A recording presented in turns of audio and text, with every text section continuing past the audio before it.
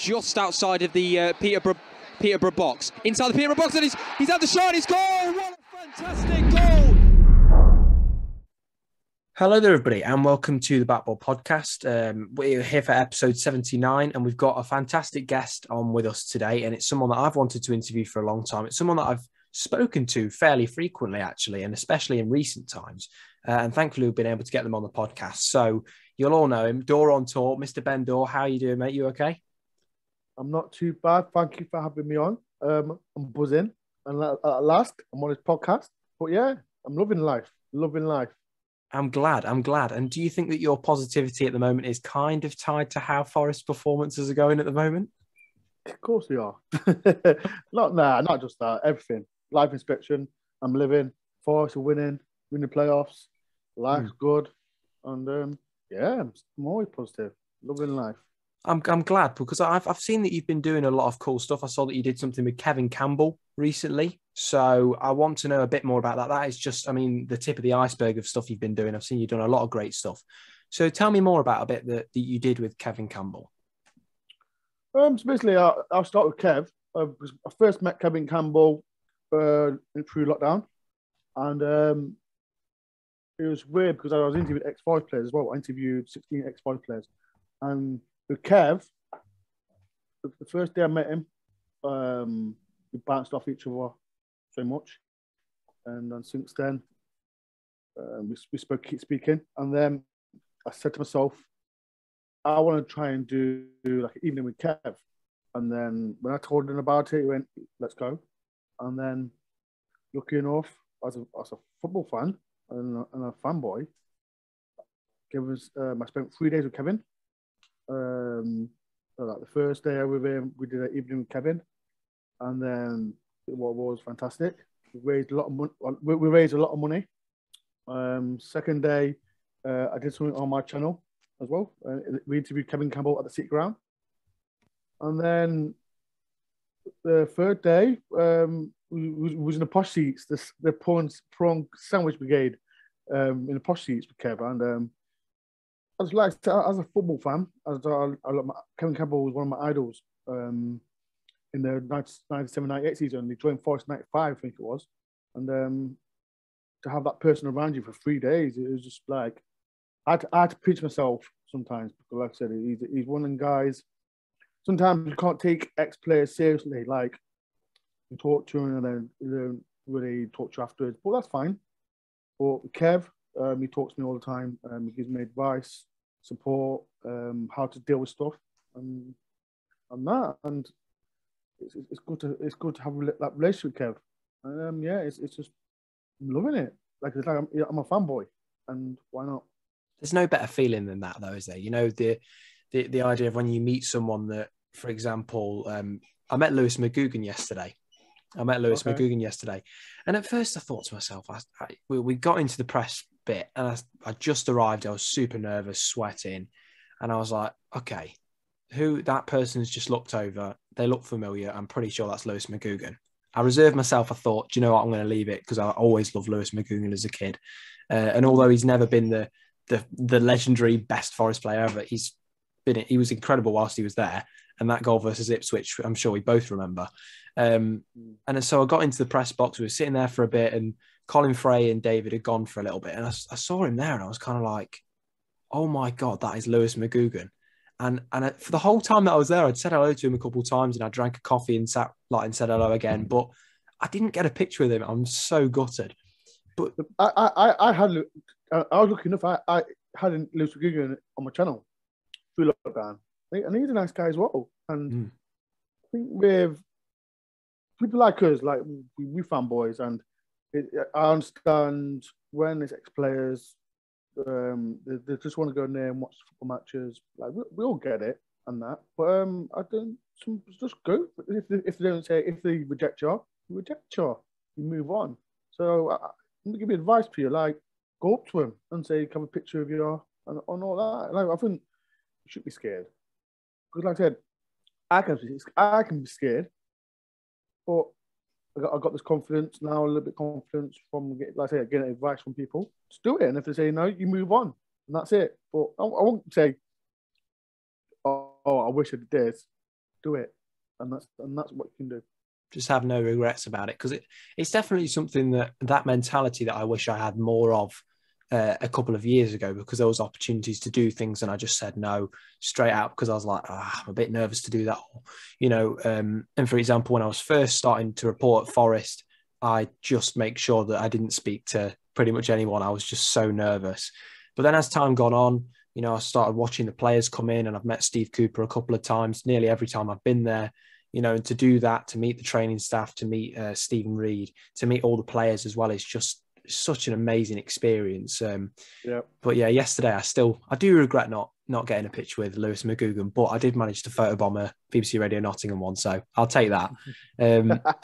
But I was in the picture, so what can I say?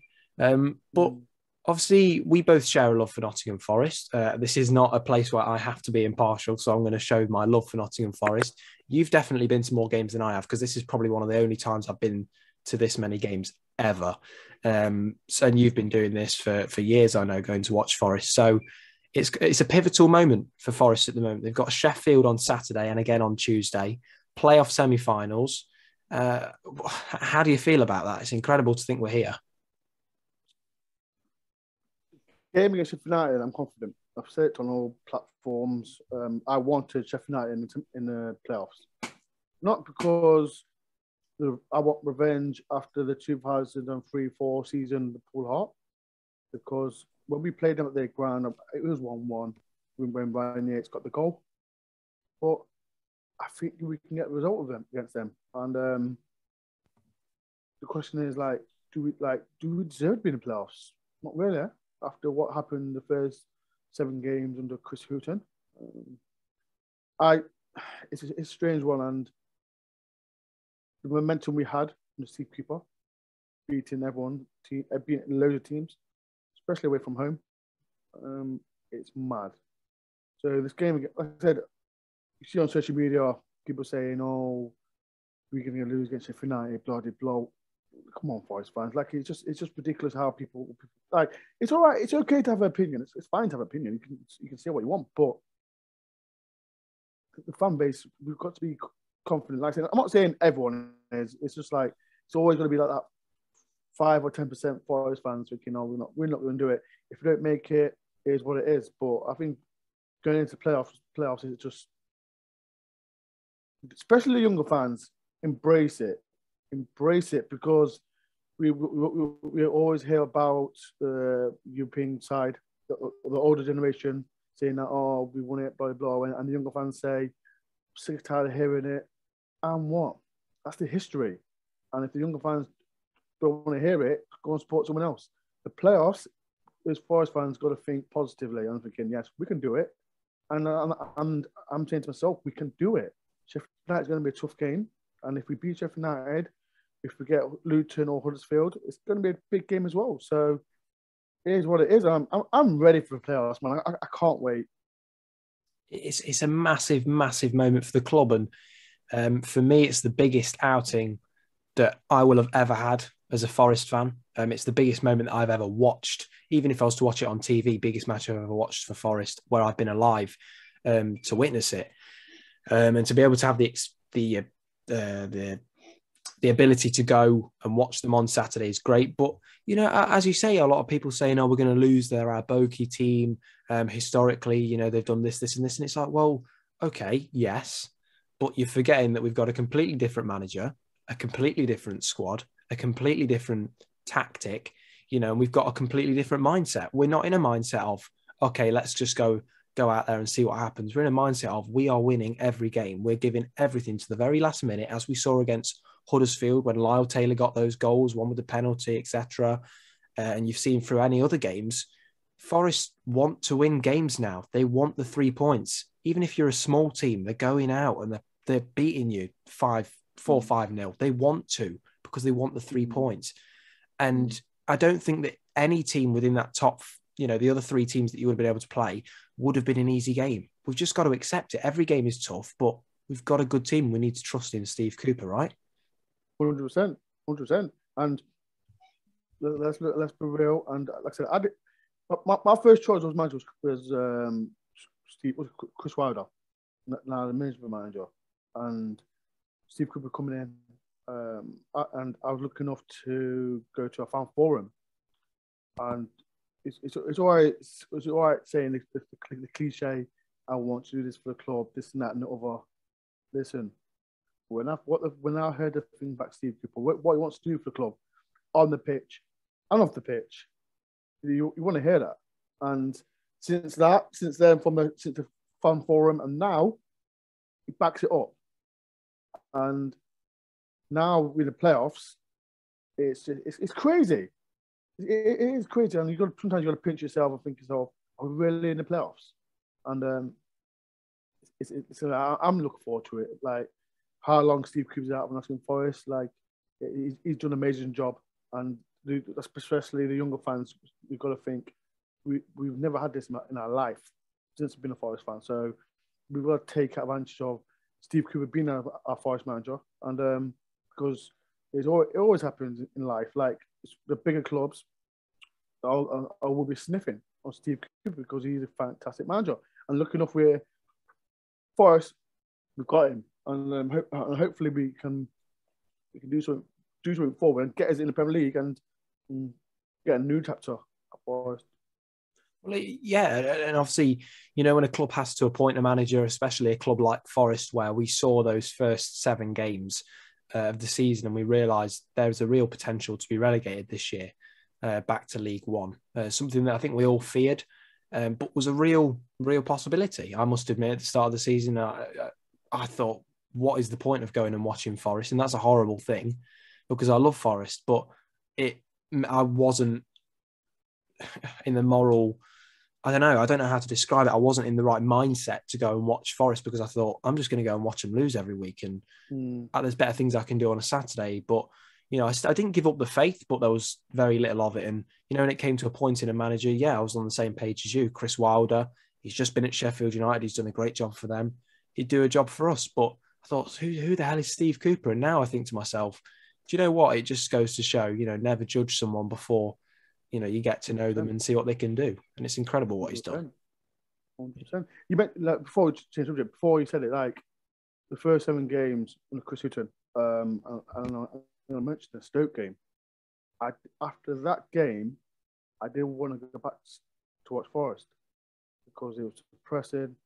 It was horrible to watch. The friends around me, it was like, in football terms, it was depressing. I felt depressed, but we've got to follow a club. Every club around the country, we're going to have the ups and downs. And then when you talk about teams like Man City, especially Man City, they got big money, they can spend what they want, blah blah blah. But when you got the low teams in Premier League, and you talk about teams like, I don't know, Norwich, Fulham, who else got relegated, who got promoted to Bournemouth, them two kind of teams, like, you've got to follow your team, and it is what it is. And since Steve Cooper's come in, everyone wants to follow Forest now, and especially the red games, like you can say, the playoff semi-final against Sheffield United, everyone wants to go, but you can't. And it's one of the things, like, so many Forest fans want to go to games now, and hopefully, I hope we win Sheffield United, because I can't wait. I don't want to say the cliche, oh, we'll beat Sheffield United, this and that, over. I want to get to Wembley.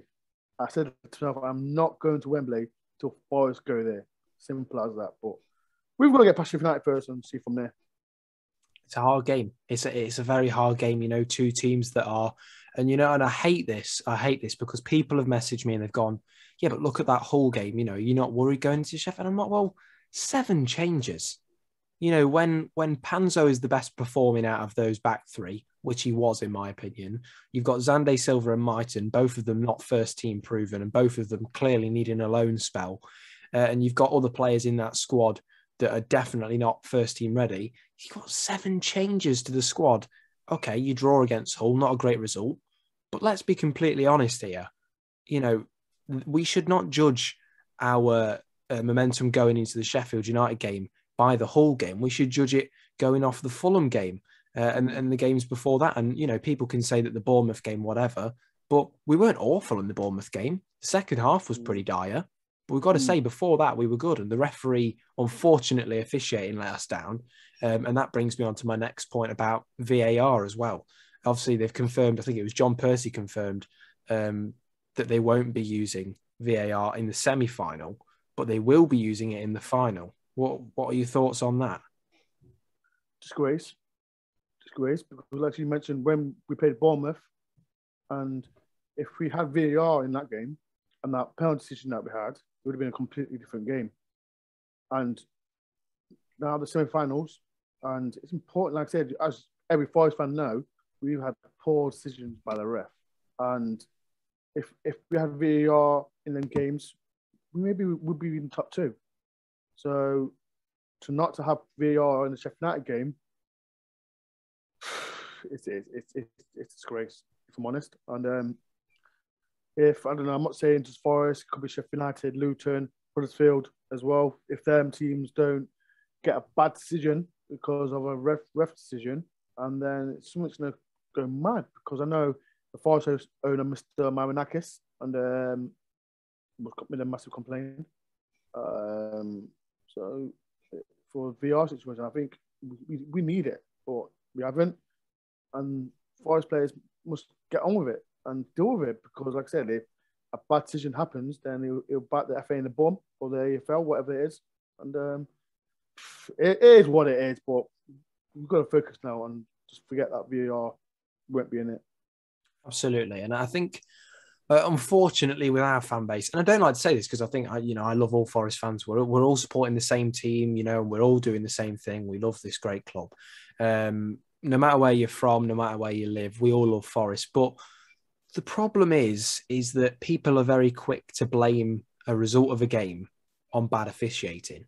And although with the Bournemouth game, it's possible we could have, that could have altered the game. We could have won, or we definitely would have got a draw or whatever. We don't know for certain that was the defining factor. And for me, I think, yes, it was definitely, we should have had a penalty or whatever. And there was definitely other mistakes made. But let's be completely honest. We were lucky they didn't score more in that second half. That second half was nothing that we can be proud of. And for me, I think we need to realise that mistakes happen. And yes, there has definitely been bad officiating, and the EFL need to look into it. But if we are a team that just blames officiating for everything, that shows where the issues are. And I mean, we've had days, and I think Bournemouth was one of them, where we just didn't take the opportunities enough. And regardless of what the officiating was like, there was still potential to have scored a couple of more goals in the first half. So we're very easy to blame. But one game where I thought, actually, that officiating mistake has cost us something, and it's a little bit off the first team talk, was last night. Me and you went to go and watch the Youth Cup final. Obviously, I saw you on the train sleeping as usual.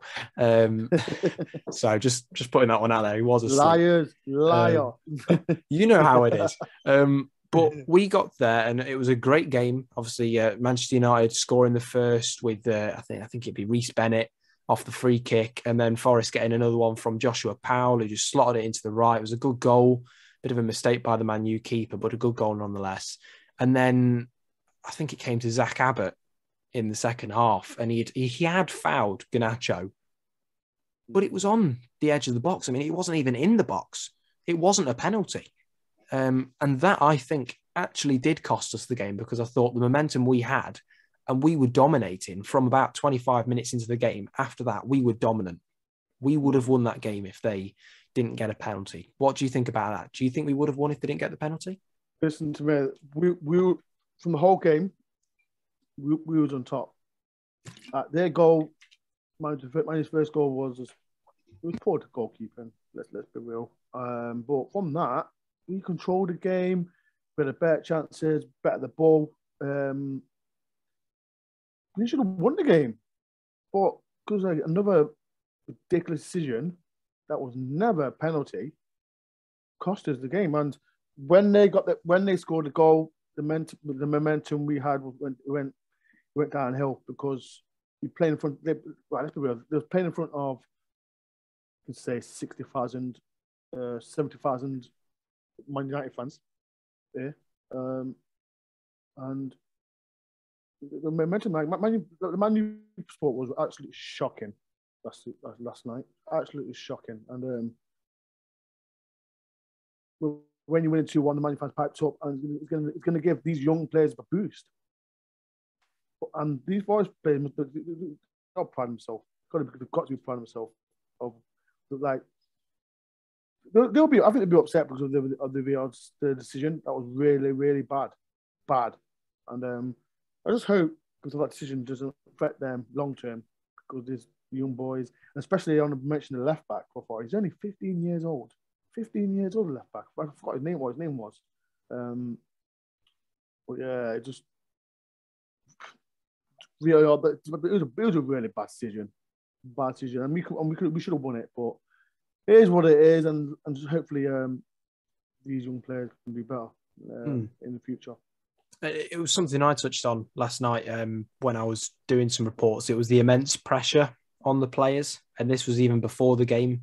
You know, I was asked, "What do you think? Do you think there's a lot of pressure?" And I was like, "Well, you know, if you've got 70,000 people, Sir Alex Ferguson, Sam Allardyce, some of the first team Manchester United players, Steve Cooper, Stephen Reed, Ryan Giggs, all of these people watching you alongside, 70,000 other people, 63 or something thousand Man United fans.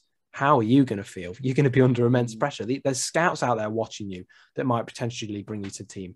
You know, there is a lot of people watching you, but that for me, ultimately, that did cost us the game. And I was actually in the press conference area, and Simon Stone, who's a BBC reporter, very well known in Manchester, absolute legend. I was sitting there and he had a conversation with a guy from Manchester United. And the first thing that he said was, "Hold on, let me just say something. That was not a penalty." And the Man United guy was like, "Oh my God, what do you mean it wasn't I couldn't see that." And Simon Stone's like laying it on him like, "That was not a penalty." Do you know what I mean? He was like, that was outside the box. And you know, for me, it was at the time I couldn't see it was out of the box. But you know, when you watch the replay, you go, "Oh my." You know, it was literally because of the fact that Garnacho had dived forward more that made it look like a penalty. But, you know, and as for Man United support, Simon Stone, again, he was tweeting that Forest was singing about Man United's bad support. But let's be completely honest, they only chanted when they were winning. You know, they cheered when they scored and they were quiet after that. You know, but Forest was singing all the way through. They were clapping even when they were losing 3-1 and singing. It was mad. It was mad. Immense. Because I said, when I was in the Forest end and we're singing regardless. Man U fans are boring, absolutely boring. And I mean, the only time I sang was they celebrated when they got the first goal, and then when they got the second goal, or was it the third goal, the pipes up. So Man U fans, it's boring. They should be ashamed of themselves. Like, they're a big club, but. Yeah, it was embarrassing. It was embarrassing to be a Man U fan. And one question I'm going to ask: is that a youth? Is that because it's a youth game, or do you think that is actually a club-wide issue? Club-wide issue.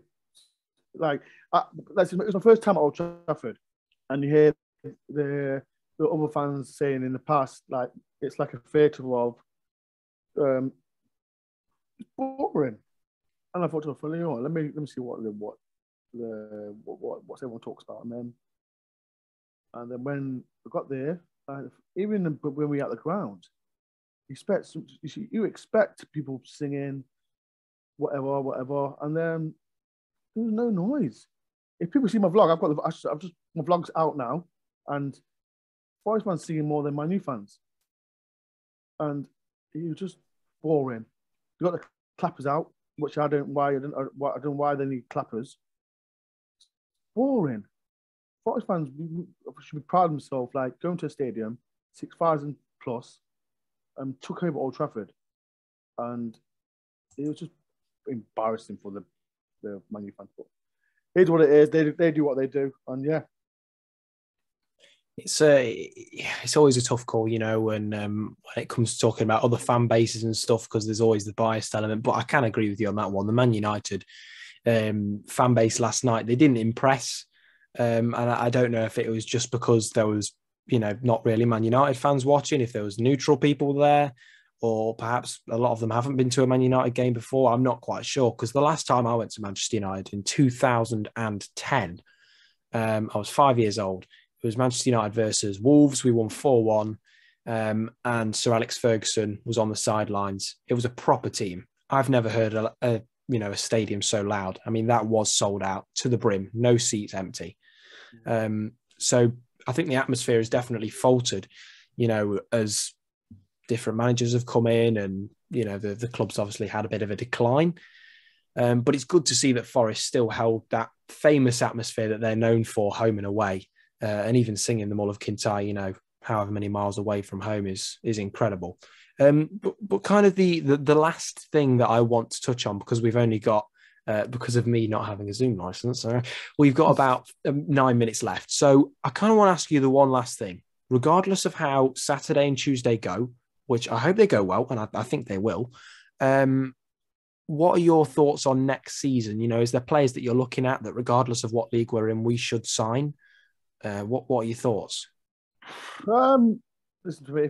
If we don't go up, I think Steve Cooper's got an idea, because we could talk about the loan players. Like, it's been successful. Let's be real. It's been fantastic. Players like Spence, Signal, Lowe's not played much. Davis, them kind of players have been really good for us.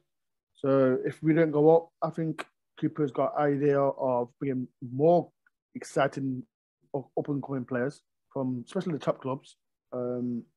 He's got a past of bringing top class players in from other clubs. So if we don't go up, I think we've got a plan, big plan, and we can mention, like, as well with Joe Worrell, Brent Johnson. Like Brent Johnson, he's going to go high, really high in the future, and we'll have replacements. I'm not thinking we won't. We will. So I'm confident for next season, but I want to be real. All I'm thinking about is what we're doing in the Premier League. I think we can do it.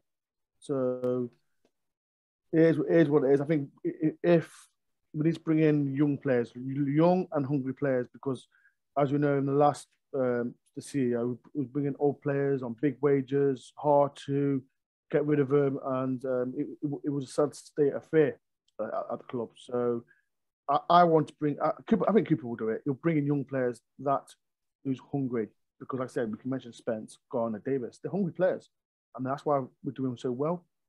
And got Cook as well, experienced player from Bournemouth. I don't know why Bournemouth let him go, but it's our gain and their loss.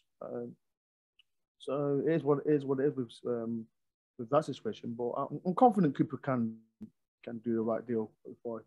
But it's exciting times, regardless if we're in the league or not. It's good to be a Forest fan right now, and I think every Forest fan are happy right now of things what's happening on and off the pitch with not the Forest. Well, the team's got a winning mentality. The management's got a winning mentality. Everybody has a winning mentality, except some proportion of fans. And I think it's important that if you are listening now and you're a bit nervous about Saturday and Tuesday, that is normal. That's normal. Perhaps some of you have never been being able to witness a semi-final of a playoff, or even a top six, even getting close to that area without failing on the last match of the season.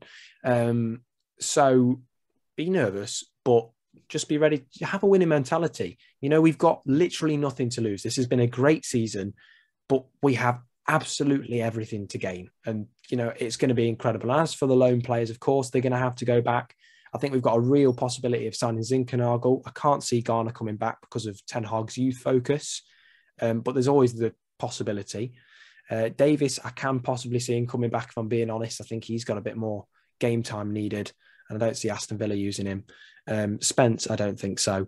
But as for the other Forest lads, Brennan Johnson, as you say, and I think McKenna's got to get a special mention as well. Obviously, Cook got one as well. Worrell's been fantastic. Yates has been great.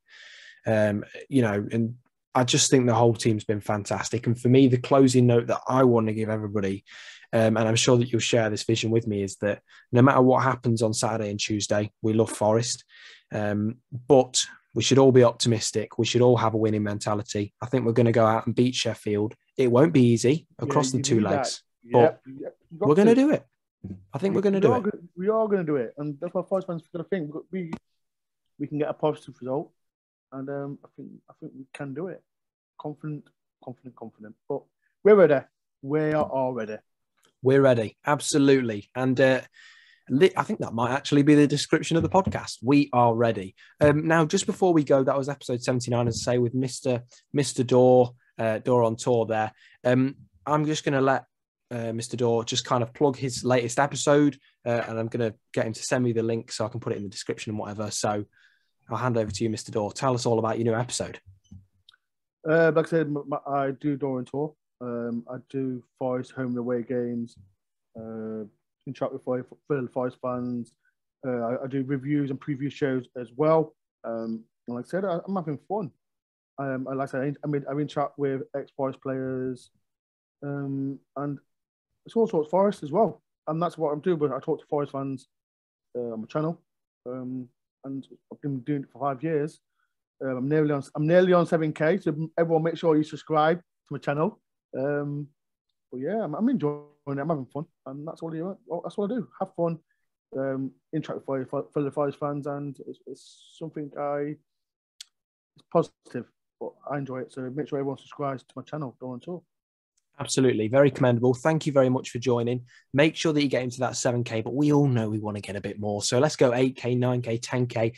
Let's just go for the 100. I want to do it. I want to see it. So make sure that you subscribe. Don't just view the video. Make sure you subscribe, like, comment, do your thing. And most importantly as well, if you can share this podcast, that would be absolutely fantastic. So thank you very much, Mr. Dore. It's been great having you on. And I look forward to speaking to you hopefully again in the near future. Thank you for having me on. Up the forest. Let's keep this PG. Cheers. See you soon. Thank you. Cheers.